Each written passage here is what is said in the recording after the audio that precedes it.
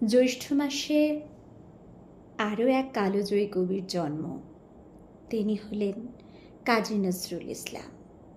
তাই আমার নিবেদনে নজরুল ইসলামের একটি কবিতা। কবিতার নাম বাসন্তী।